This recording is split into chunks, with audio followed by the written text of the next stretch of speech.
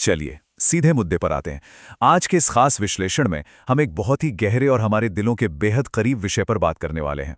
हम कुरान की सूरे अल इसरा की आयत नंबर 24 की गहराई में उतरेंगे और देखेंगे कि कैसे इसके शब्द आज की इस भागादौड़ भरी आधुनिक जिंदगी में पूरी तरह से फिट बैठते हैं। ये आयत असल में हमारे माता पिता के साथ हमारे व्यवहार के इर्द गिर्द घूमती है। तो चलिए इस सफ़र की शुरुआत करते हैं। आज का हमारा ये सफ़र बहुत दिलचस्प होने वाला है। हम शुरुआत करेंगे रहमत की आयत को समझने से, फिर आजिज़ी का बाजू के खूबसूरत मतलब को जानेंगे, माता पिता के लिए दुआ पर गौर करेंगे, कुछ अहम इस्लामी तालीमात को देखेंगे और आखिर में सबसे ज़रूरी बात कि आज के दौर में हमारी रोज़मर्रा की ज़िंदगी में हम इस पर अमल कैसे कर सकते हैं।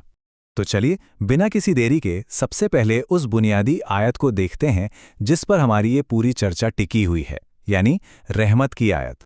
ये आयत सच कहूं तो सीधे दिल पर जाकर असर करती है। इसमें बहुत ही साफ और सीधे शब्दों में आदेश दिया गया है कि माता पिता के सामने हमें पूरी तरह से विनम्र रहना है, उनके साथ रहमत का बर्ताव करना है और साथ ही उनके लिए बिल्कुल उसी तरह दुआ करनी है जैसे उन्होंने हमारे बचपन में हमारी हिफाजत की थी, मतलब जब हम बिल्कुल बेबस और कमज़ोर थे। ये महज एक हुक्म नहीं है, बल्कि ये तो उनके उस बेहिसाब एहसान का सिला देने का एक बेहद खूबसूरत तरीका है। अब अगर हम अरबी के इन शब्दों का लफ्ज़ ब लफ्ज़ अर्थ देखें तो एक अलग ही बात निकलकर सामने आती है। ईश्वरीय शब्दावली का वज़न और उसका जज्बात से भरा होना बिल्कुल साफ हो जाता है। जैसे वक़्फ़िज़ का मतलब है पूरी तरह से झुका दो, और मिनर रहमा यानी जो प्यार और रहम से भरा हो। इन शब्दों का चुनाव हमें बताता है कि ये सब कोई बोझ समझकर नहीं करना है, बल्कि ये दिल की गहराइयों से निकला हुआ एक सच्चा एहसास होना चाहिए। और इसी आयत के बिल्कुल बीच में एक बहुत ही खूबसूरत रूपक यानी मेटाफर छुपा है, आजिज़ी का बाजू। चलिए इसकी परतों को थोड़ा और खोलते हैं। आजीज़ी का बाजू या कह लें विनम्रता का पंख। ज़रा आंखें बंद करके इस तस्वीर की कल्पना कीजिए। सोचिए एक चिड़िया की जो अपने नाजुक और कमज़ोर बच्चों को तेज़ धूप या तूफान से बचाने के लिए अपने परों को बहुत ही नरमी से उनके ऊपर फैला देती है। वो उन्हें पूरी तरह से हिफाजत और प्यार का एहसास दिलाती है ना कमाल का दृश्य? ठीक उसी तरह जैसे वो चिड़िया अपने पंख झुकाती है, औलाद को भी अपने माता पिता के सामने बिल्कुल वैसा ही नर्म रुख इख्तियार करना चाहिए। इसका सीधा सा मतलब क्या है? इसका मतलब है अपनी आवाज़ को हमेशा नीचा रखना, अपने गुस्से को पूरी तरह से पी जाना और किसी भी तरह के तकब्बुर या घमंड को अपने रवैये से निकाल फेंकना।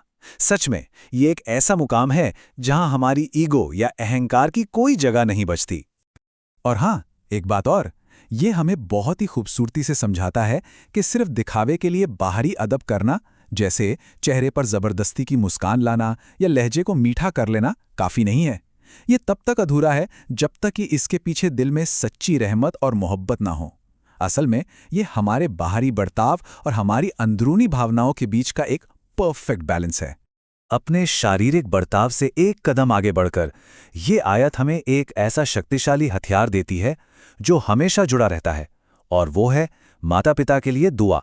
रब्बिर हमहुमा कमा रब्बयानी सगीरा। ये कोई आम दुआ नहीं है, ये सीधे तौर पर अल्लाह से माता पिता पर रहम करने की एक गहरी गुजारिश है। सबसे ख़ास बात तो ये है कि ये दुआ उनके लिए एक आध्यात्मिक ढाल का काम करती है, चाहे वो इस दुनिया में हमारे साथ हों या फिर इस दुनिया से रुखसत हो चुके हों। जब भी हम इस दुआ को पढ़ते हैं ना, तो ये हमें हमारे बचपन की यादों में खींच ले जाती है। ये हमें सोचने पर मजबूर कर देती है कि कैसे जब हम एक कमज़ोर से बच्चे थे तो हमारे माता पिता ने हमारी खातिर अपनी रातों की नींदें कुर्बान कर दीं, हमारी बीमारी में हमारा ख्याल रखा और हमें बड़ा करने के लिए सालों तक अपनी खुद की कई ख्वाहिशों को मार दिया। ये दुआ असल में उसी महान त्याग और बलिदान की याद दिलाती है। अब सबसे ज़रूरी बात ये समझना है कि ये अकेली आयत इस्लामी शिक्षाओं के इतने बड़े ढांचे में कहाँ और कैसे फिट बैठती है। ये बात अपने आप में कितनी गहरी है कि अल्लाह ने सिर्फ और सिर्फ अपनी इबादत करने के हुक्म के बिल्कुल ठीक बाद माता पिता के साथ हुस्न सलूक यानी बेहतरीन बर्ताव करने का हुक्म दिया है। इस सीक्वेंस या क्रम को समझना बहुत ही ज़रूरी है। ये साफ बताता है कि ये जिम्मेदारी कोई छोटी मोटी जिम्मेदारी नहीं है। तो कुल मिला के सबक ये है कि माता पिता की सेवा करना सबसे ऊंचे दर्जे की नेकियों में से एक है। उनके साथ सख्त लहजे में बात करने की तो बिल्कुल सख्त मनाही है, और सबसे बड़ी बात, जब वो बुढ़ापे में पहुंच जाएं तो उनके साथ बहुत ज़्यादा सब्र से काम लेना हमारी जिम्मेदारी बन जाती है। यहाँ पर आजिज़ी और रहम दोनों एक साथ मिल जाते हैं। और इस गहरे सम्मान पर पक्की मोहर लगाती है पैगंबर मोहम्मद साहब की वो हदीस जिसमें बताया गया है कि हमारी सबसे बड़ी आध्यात्मिक सफलता यानी जन्नत माँ के कदमों के नीचे है। सोचिए ज़रा, ये एक ऐसा विचार है जो माता पिता के मकाम को एक बिल्कुल ही अलग और ऊंचे स्तर पे ले जाता है।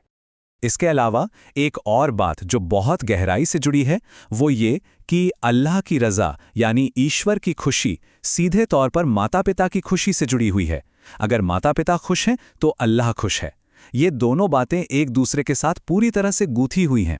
अब हम अपने इस सफ़र के आखिरी हिस्से में आ गए हैं। चलिए देखते हैं कि ये सदियों पुरानी हिकमत आज की हमारी इस आधुनिक और तेज़ तर्रार जिंदगी में कैसे लागू होती है। आज की इस दुनिया में जहां हर वक्त हमारा ध्यान भटकता रहता है, इस आयत पर अमल करने का सीधा सा मतलब है जब माता पिता बात कर रहे हों तो अपने स्मार्टफोन को उठाकर साइड में रख देना, उनके सामने अपनी आवाज़ को कभी ऊंचा ना होने देना, और सिर्फ उनके कहने का इंतजार मत कीजिए बल्कि खुद आगे बढ़कर उनकी ज़रूरतों के बारे में पूछिए।